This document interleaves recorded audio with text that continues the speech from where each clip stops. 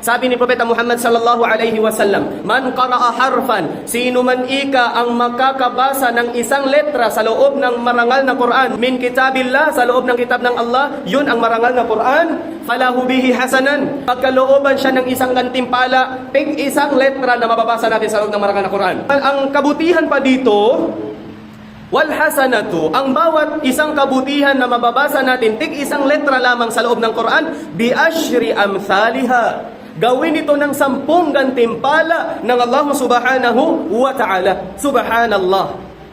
Tapos nilinaw ito ni Propeta Muhammad sallallahu alaihi wasallam upang hindi magtataka, upang hindi pa magkakaroon ng katanungan.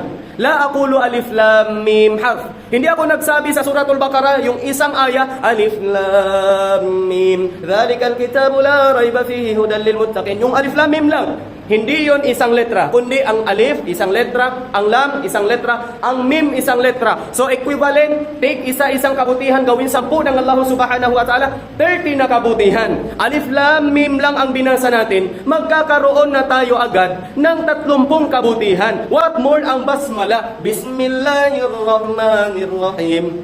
Hanggang tapusin mo pang suratul Fatiha. At susundan mo pa ng suratul Baqarah. Allahu Akbar. Sobra-sobra ng kabutihan na ipagkaloob sa atin ng Allah subhanahu wa ta'ala. Alhamdulillah ya Rabb.